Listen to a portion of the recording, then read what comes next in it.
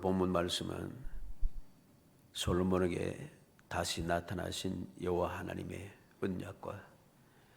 언약의 사람들이 세상을 살아가는 동안에 할 일과 해서는 안 될 일들을 우리에게 기록해서 교훈을 주고 있습니다. 하나님의 언약을 받은 사람들은 이 세상에서 어떻게 행하며 살아야 되는가?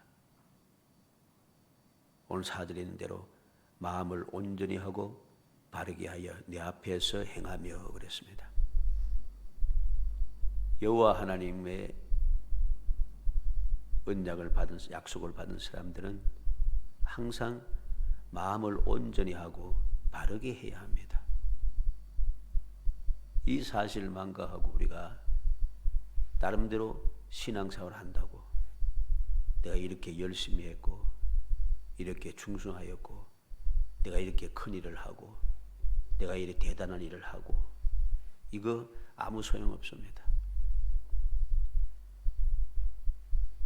마음을 온전히 하고 바르게 하는 것, 이게 가장 중요한 것이죠. 내 마음이 온전하지 않고 내 마음이 바르지 아니하면은 내가 믿는다고 하는 그 믿음 자체가 틀려먹게 되어 있습니다.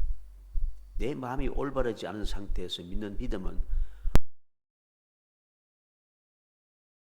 내 마음을 바르게 쓰지 않는 사람의 신앙생활은 바른 올바른 생활이 되어지지 않는 거죠. 마음이 잘못되어지고 행동이 잘못되어져 있는데 어떻게 그 믿음과 그 생활이 올바를 수 있는가? 절대로 올바르지 않습니다. 그러다 보니까 바로 이 기본적인 이 사실을 망각하게 되니까 오늘날 많은 문제가 생기기 시작하는 것이죠. 여러 가지 많은 일들에 대해서야 두말할 필요도 없이 누구나 다 알고 있는 내용들입니다. 그거 일일이 이야기할 필요가 없습니다. 왜 그러니?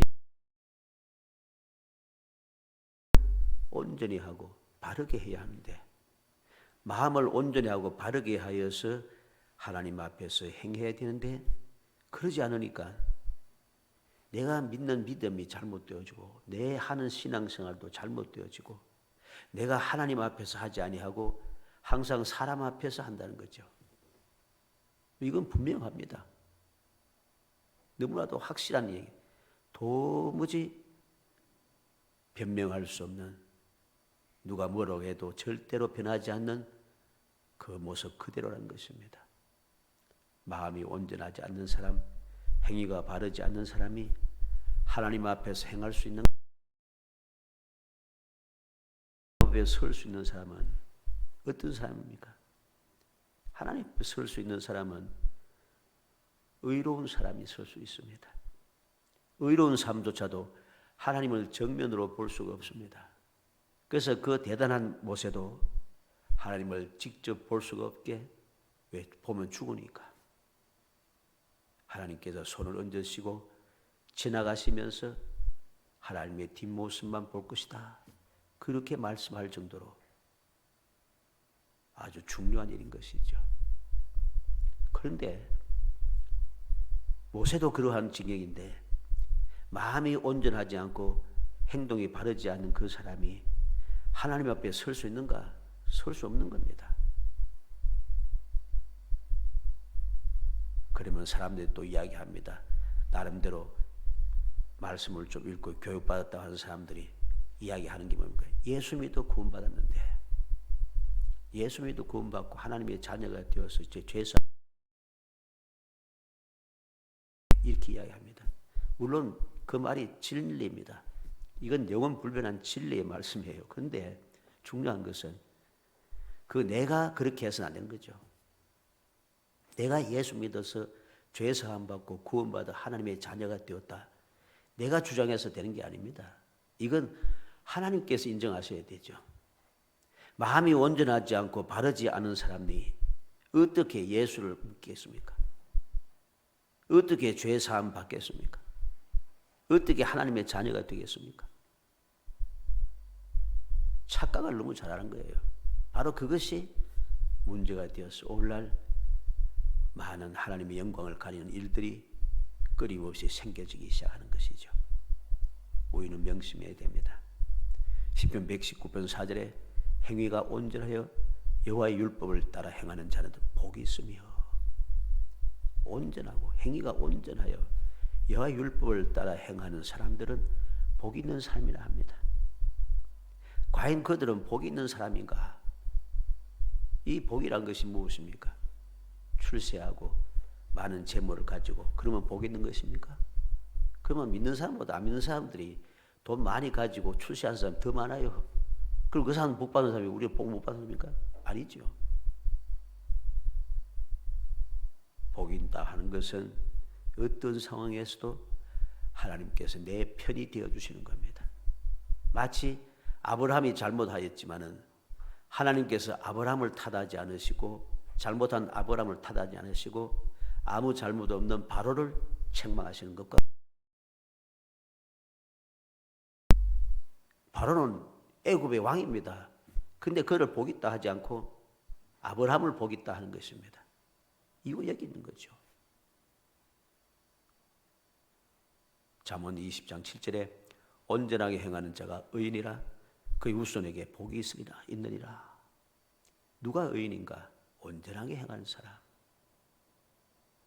마가복음 5장 15절에 예수께 이르러 그 귀신 들렸던 자 곧 군대 귀신 집혔던 자가 옷을 입고 정신이 온전하여 앉은 것을 보고 두려워하더라. 예수님을 만난 군대에 귀신 들렸던 이 사람은 온전하여졌습니다. 왜? 주님을 제대로 만난 거죠. 내가 주님을 만나면은 이렇게 온전해져요. 군대 귀신이 들려서 동네 사람 아무도 제어할 수 없던 사람이었어요. 쇠사슬로 묶어놓은데도 쇠살도 끊어버리고 온 사방을 뛰어다니면서 소리 지르는데 아무도 가까이 할 수 없는 존재였어요. 그런데 그 사람이 예수님을 만나니까 변하여 새 사람이 되어 온전하게 되더라는 것이죠. 누가 제어할 필요도 없어요. 쇠사슬로 묶을 필요도 없어요. 이래라 저래라 말할 필요도 없어요. 히브리서 12장 2절에 믿음의 주여 또 온전하게 하신 예수를 바라보자. 그는 그 앞에 있는 기쁨을 위하여 십자가를 참으사 부끄러움을 계획하지 않으시더니 하나님 보좌 우편에 앉으셨느니라.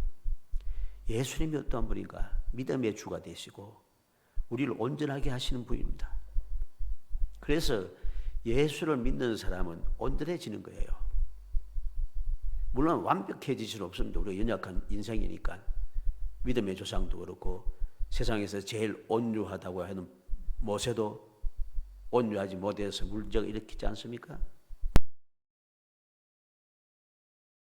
그런데 이 온전하다는 말은 예수를 믿으면 우리가 점점 온전해지는 것이죠. 부족함이 많지만은 예수를 믿음으로 말미암아 내 부족함이 채워지는 거예요. 마치 바울 사도가 육신의 고통 때문에 3번 간절히 간구했는데 이 문제가 해결되지 않아요. 해결되지 않아요. 근데 예수님 뭐라 하십니까? 내 능력이 내 안에서 온전하여진다. 더 풍성하여진다. 왜?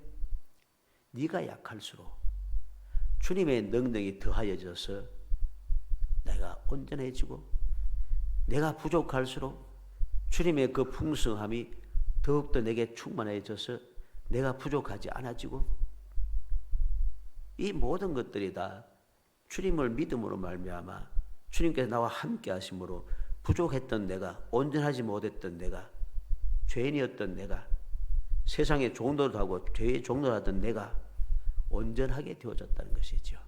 그래서 우리는 무엇을 해야 되는가? 예수만 바라보고 살아야 하는 것입니다.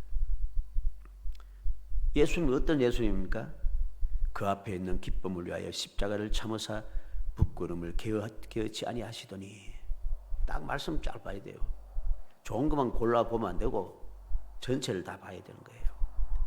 예수만 바라보자 이랬는데 예수만 바라보는데 뭐만 보는가? 예수 보좌 우편에 있는 것만, 좋은 것만 보는 거죠.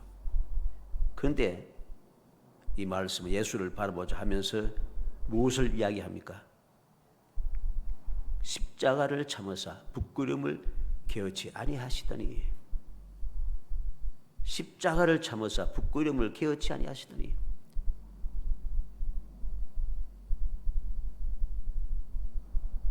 유대인으로서 택한 백성으로서 나무에 달려 죽는 것은 저주받은 죽음입니다.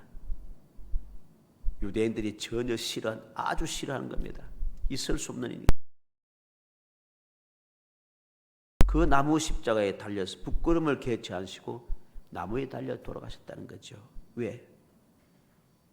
그 앞에 있는 기쁨을 위하여. 그 기쁨이 무엇입니까? 죄인을 구원하시고 죄인의 죄를 대속하시고 마귀의 종노릇하고 죄의 종노하던 그들을 하나님의 자녀로 변화시켜 주시고 영원히 죽을 수밖에 없는 사람을 영원한 생명을 주시는 그 기쁨이죠. 놀라운 일 아닙니까? 그 기쁨을 생각하시면서 주님은 그 십자가를 참으면서 부끄러움도 게으치 아니하시고 참고 있었다는 것입니다. 그 결과로 보좌 우편에 하나님 보좌 우편에 앉으셨다고 합니다. 바로 그 주님을 우리가 봐야 되죠. 그냥 보기만 하면 됩니까? 아닙니다. 그렇게 하신 주님을 내가 닮아가야 하는 거죠. 이게 온전한 마음, 이게 바르게 하는 것이죠. 우리는 올바른 믿음이 무엇인가 알아야 되고 올바른 신앙생활이 무엇인가를 올바르게 깨달아야 됩니다. 내 마음대로 내 생각대로 사람들 앞에서 하는 그거 아무것도 아닙니다. 하나님 앞에서 해야 되는데 어떻게 하면 하나님 앞에서 그렇게 온전하게 될 수 있는가? 온전하게 하신 예수를 바라보며 예수님께서 가신 길을 따라가고 예수님께서 하신 일을 행하며 예수님께서 명하신 대로 순종하며 나갈 때에 비로소 우리는 올바른 성도가 되어지는 것입니다.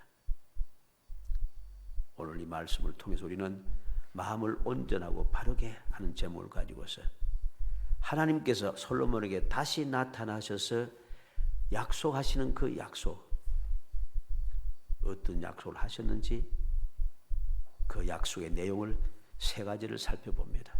그래서 그 약속을 보면서 한 가지 약속만 지켜서는 안 돼요. 약속은 다 지켜야 되는 겁니다.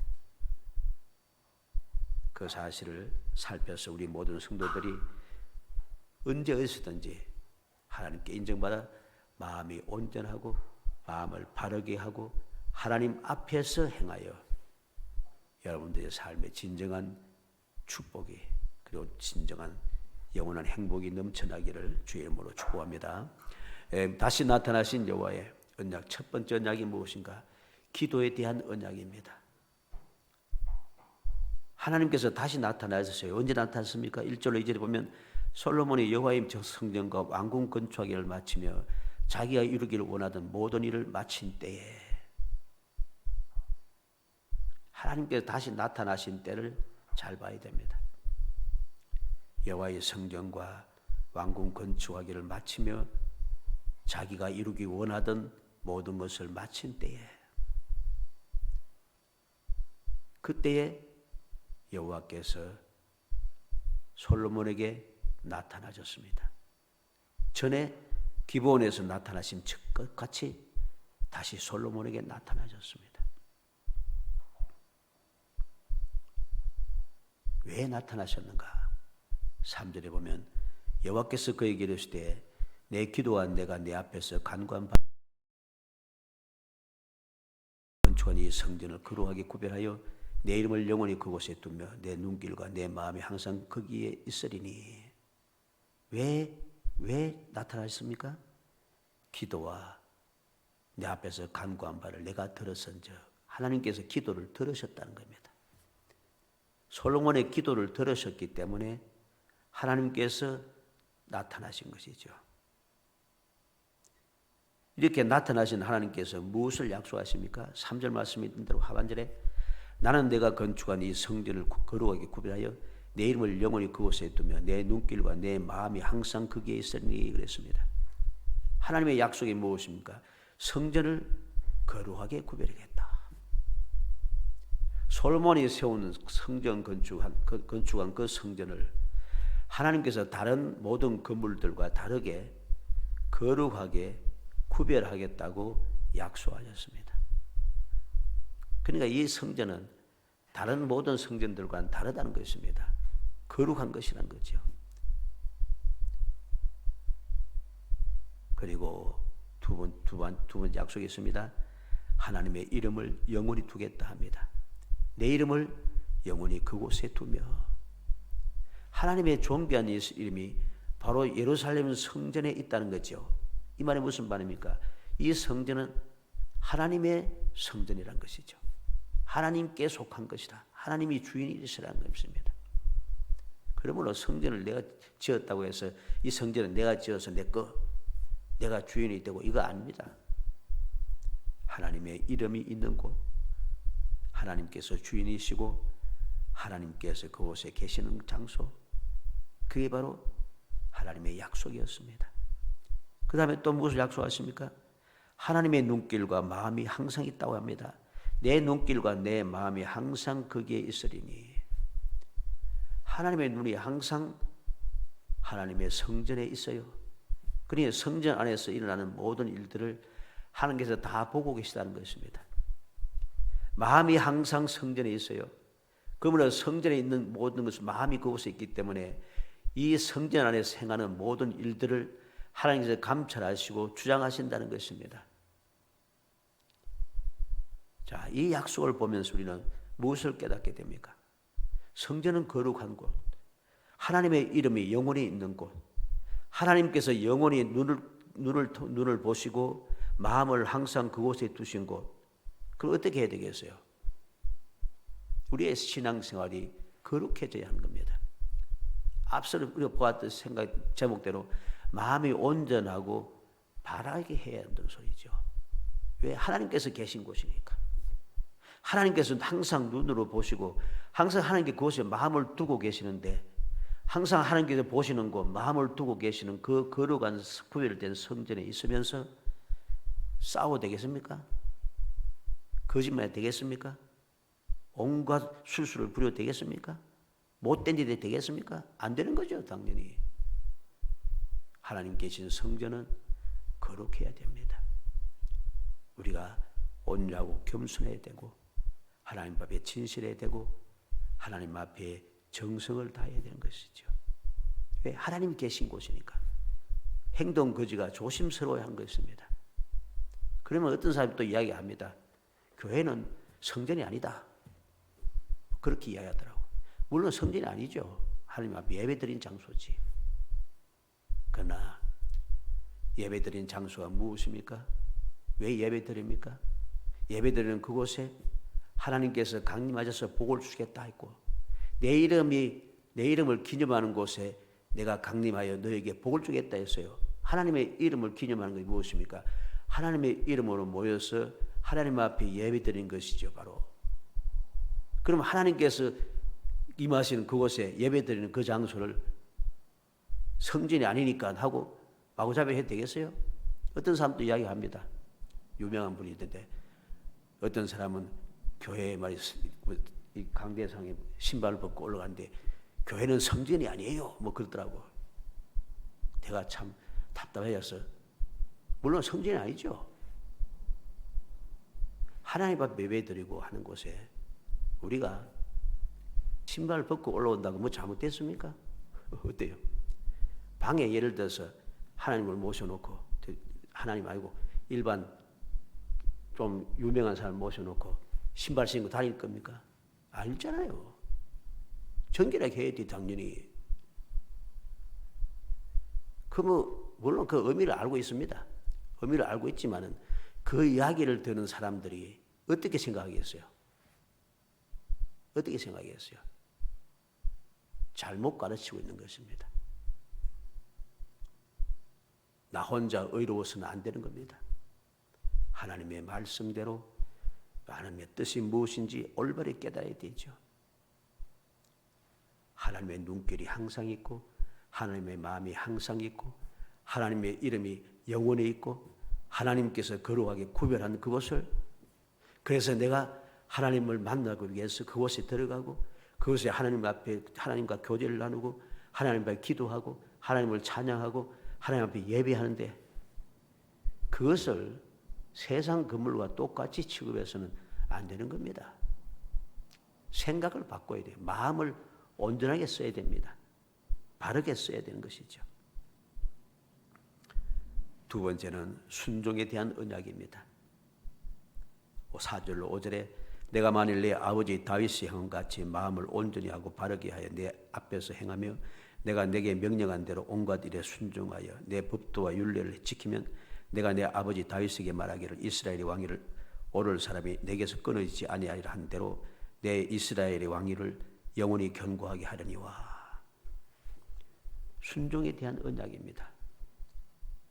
누구에게 이 언약을 주었습니까? 누구에게 줬어요? 솔로몬에게 줬죠.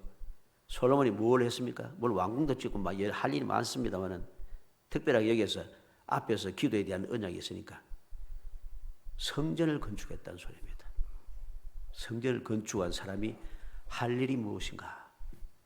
성전 건축했다고 하면서 건물 짓는 것을 말하는 것은 아닙니다. 신약 시대에 와서는 예수를 믿음으로 말미암아 이제 옛날처럼 예루살렘 성전이 성전이 아니고 무엇이 성전이에요? 하나님이 계신 곳이 성전이 되는 거예요. 그래서 이곳은 예배당이 되고 그렇죠. 성전 어디예요? 마음속이죠. 믿음의 사람. 믿음의 사람이 성전이 되는 거예요. 왜? 나를 사랑하고 내 계명을 지키는 자들에게 내가 아버지 안에 아버지가 내 안에 우리가 너희 안에 하나님 계신 곳이 성전이에요. 그러므로 내가 예수를 믿어 나를 성전 만드는 하나님을 모시는 곳 성전이 된 사람은 이 바로 솔로몬처럼 성전을 건축한 사람과 마찬가지죠. 의미를 잘 우리가 알아야 됩니다. 이렇게 성전을 건축한 사람은 하나님을 모신 장소를 만들어 둔 사람, 믿음의 사람은 어떻게 행해야 되는가 하는 것이 4절, 5절 말씀입니다. 마음을 온전하게 하고 바르게 해야 한다 그랬습니다. 그 다음에는 하나님 앞에서 행해야 된다. 왜? 앞서 우리가 보았죠. 기도에 대해서 할 때 하나님께서 그곳을 거룩하게 구별하고 하나님의 이름이 영원히 있고 하나님의 눈과 하나님의 마음이 항상 있는 그곳, 항상 하나님께서 그곳에 계시다는 거죠. 그러니까 내가 어떻게 행해야 되는가? 하나님 앞에서 행한다는 그 마음의 자세가 항상 갖춰져 있어야 돼요. 믿음의 사람은 항상 하나님 앞에서 살아가고 있다는 것입니다. 그리고 그 다음에 할 일이 무엇이겠습니까? 하나님의 명령대로 온갖 일에 순종해야 한다는 것입니다. 내가 내게 명한 대로 온갖 일에 순종하여 내 법도와 율례를 지키며 내 마음에 드는 것만 내게 유리한 것만 골라서 순종하는 계명 명령 하나님의 그 계명과 율례를 법도와 율례를 순종하는 게 아니에요. 온갖 모든 일, 온갖 일에 다 순종해야 되는 겁니다. 요건 내가 말씀대로 하면 손해고 그 마치 우스개 이야기만 옛날에 그 미국에 있는 한 어린 소년이 헌금 용돈 2개를 들었는데 막 바쁘게 가다가 돈을 이제 헌금을 떨어뜨렸어요. 그런데 가만히 생각하다가 헌금이 떨어진 게 아니고 용돈을 이 헌금은 용돈은 들고 있고 헌금이 떨어졌다는 거죠. 그러니까 헌금은 이제 안 내도 되는 거지. 그래 나는 용돈은 이거 내 용돈이다. 다행이다. 내 용돈이 안 떨어져서. 이렇게 할 때 우스개 이야기했잖아요. 이 골라가지고서 내게 유리한 대로 해석하면 안 된다는 소리입니다. 온갖 일에 순종하여. 온갖 일에 순종하여. 그리고 하나님의 법도와 율례를 지켜야 한다는 것입니다. 그 결과가 무엇입니까? 이 언약에 대해서 어떤 언약이 해주었습니까? 결과가 무엇이에요? 왕위를 영원히 견고하게 하리라. 왕위를 영원히 견고하게 한다. 이게 약속이에요. 마음을 온전히 하고 바르게 하여 하나님 앞에서 행하여 하나님 명령대로 온갖 일에 순종하고 법도와 율례를 지키면은 왕위를 영원히 견고하게 한다. 이게 오늘날 나와 무슨 상관이 있겠습니까? 내가 하나님 앞에서 예수를 올바르게 믿고 올바르게 주님을 사랑하는 마음을 가지고 주님의 계명을 지켜 나아가면은 바로 나도 주님과 더불어 1000년 동안 왕노릇하고, 베드로 사도는 뭐라고 했습니까? 너는 왕 같은 제사장이요. 바로 이러한 놀라운 축복이 우리에게 주어진다는 것을 우리는 명심해야 됩니다. 요한복음 14장 17절에 그는 진리의 영이라 세상은 능히 그를 받지 못하나니 이는 그를 보지도 못하고 알지도 못함이라. 그러나 너희는 그를 아나니 그는 너희와 함께 거하시며 또 너희 속에 계시겠습니다. 성령이 우리 속에 계신다고 주님께서 약속했습니다. 성령께서 우리 속에 계신다는 것이 무슨 말인가? 고린도전서 3장 16절로 17절에 너희는 너희가 하나님의 성전인 것과 하나님의 성령이 너희 안에 계시는 것을 알지 못하느냐? 누구든지 하나님의 성전을 더럽히면 하나님이 그 사람을 멸하시리라.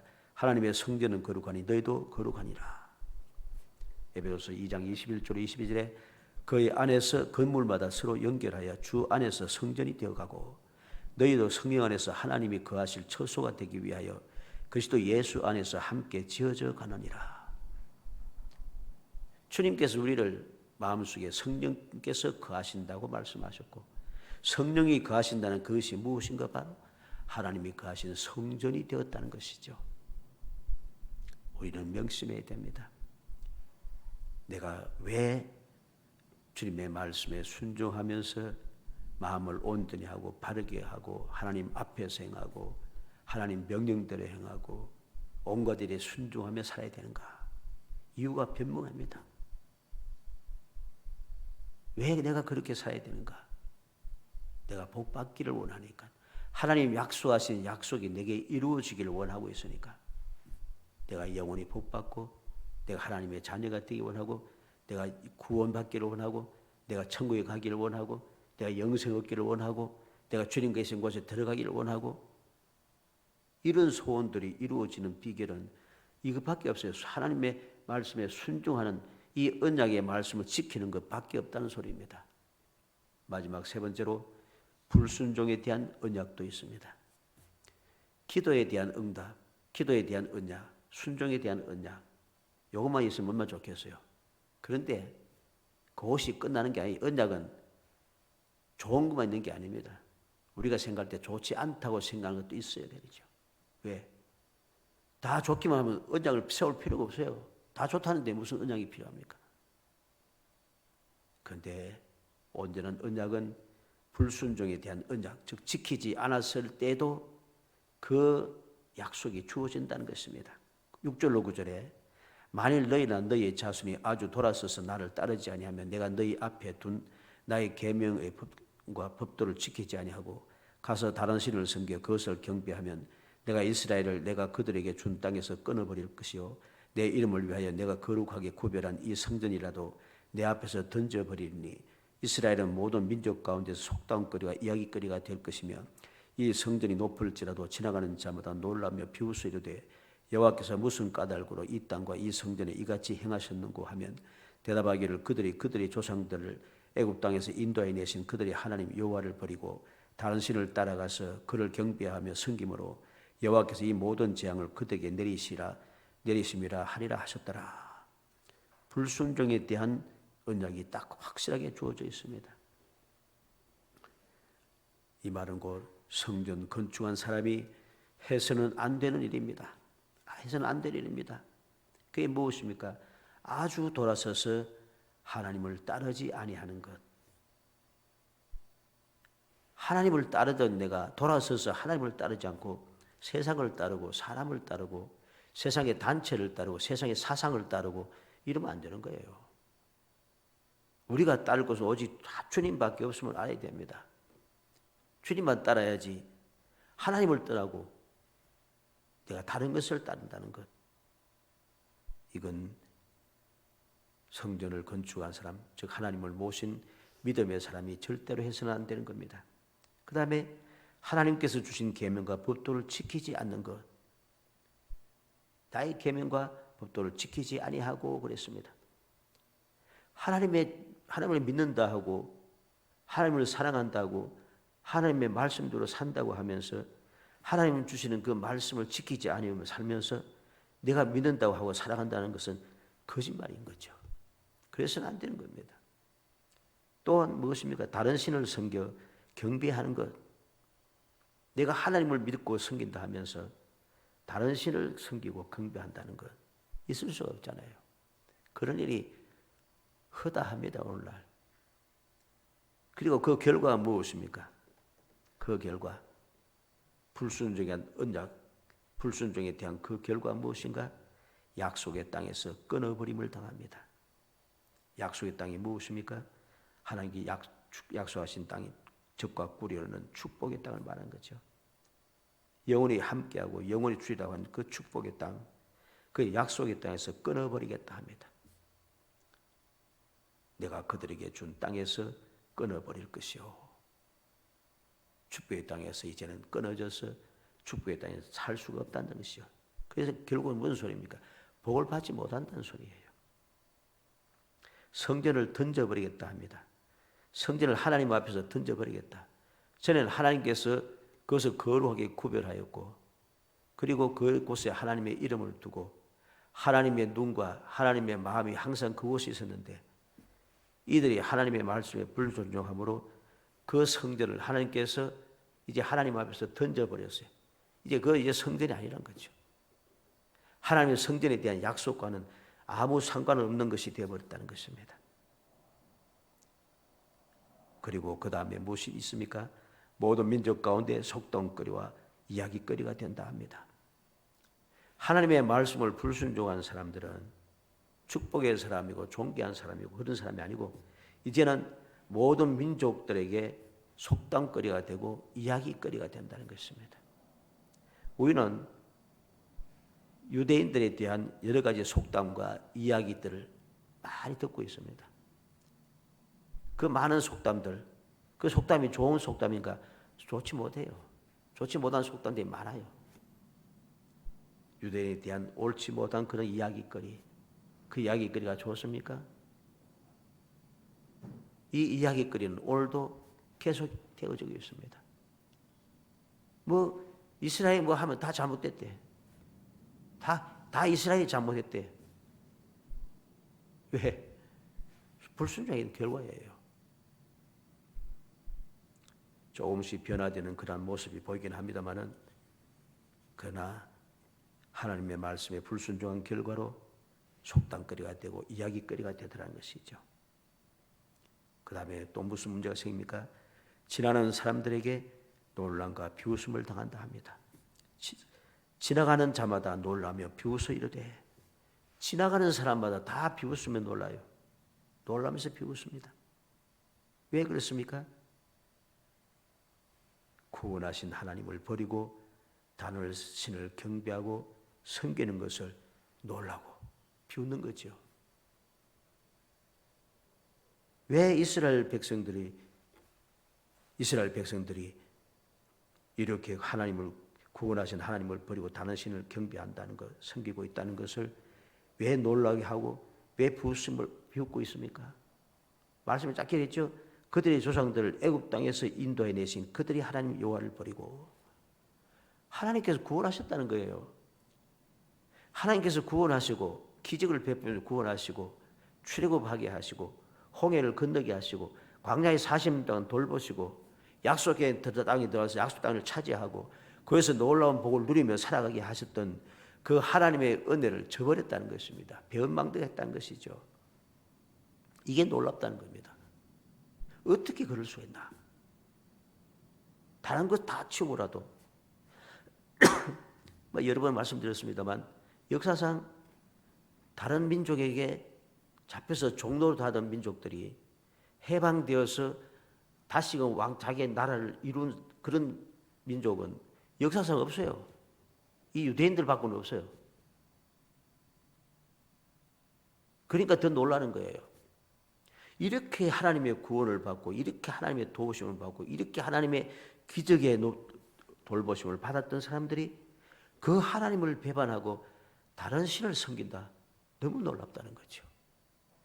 너무 놀랍다는 거죠. 그 사람은 어떻습니까? 우상을 섬기는 사람들은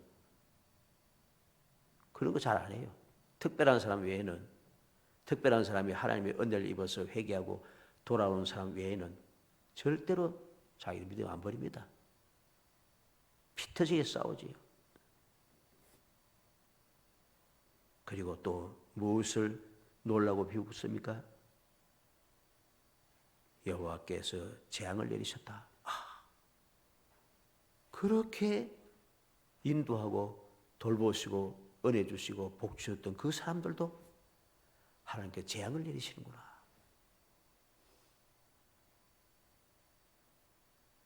살아가는 성도 여러분, 우리는 오늘 말씀을 통해서 다시 한번 마음에 새기겠습니다.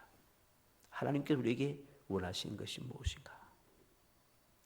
하나님께서 우리를 택하여 부르시고 예수를 믿게 하시고 죄 사함 받게 하시고 구원하여 주시고 하나님의 자녀가 되게 하시고 영을 부르는 언약의 말씀을 주시고 우리를 성전 삼아 우리와 함께 하시며 우리를 돌보시는 이유가 무엇인가?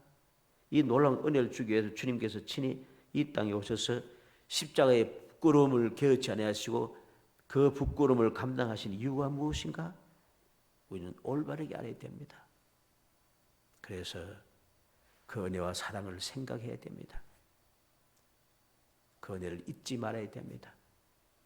항상 마음을 온전히 하고 행동을 바르게 하고 하나님 앞에서 행하여서 우리의 신앙생활이 하나님께 인정을 받았고 하나님 주신 약속하신 은혜를 영원히 누릴 사람이 되었지언정 결코 그 언약을 저버려서 모든 세상 사람들이 놀라고 모든 세상 사람들이 비웃는 그런 배은망덕한 사람이 되지 않도록 깨어 경성하고 더욱더 정신을 차려서 세상에 모든 사람이 누구라 하든 상관없이 유명한 사람이 이렇게 한다고 이렇게 휘둘리지 말고 많은 대단한 사람들이 저 길로 간다고 같이 따라다니지 말고 우리는 주님의 말씀대로 믿음의 주 온전케 하신 예수만 바라보고 그 길을 따라가는 동안에 십자가의 부끄러움이 있어도 게으르지 않고 주님께서 약속하신 소망을 바라보며 소망 중에 절구하며 살아가는 사람.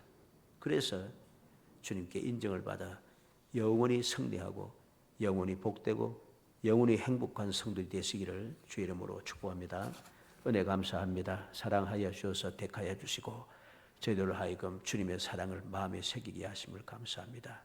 주님께서 우리를 위해서 약속하신 그 언약의 말씀을 마음에 새겨서 언제 어디서든지 주님께서 우리를 성전 삼아 함께 거하시겠다고 약속하신 그 말씀을 믿음으로 주님께서 세우신 언약을 순종하여 온전히 살아가 영원히 복받는 사람, 영원히 승리하는 사람, 영원히 행복한 사람이 될지언정 모든 이방 사람들이 다 놀라고 모든 사람들이 다 비웃는 그런 비참하고 어리석고 변망덕한 자가 되어지지 않도록 성령께서 도와주옵소서. 예수님의 이름으로 기도합나이다. 아멘.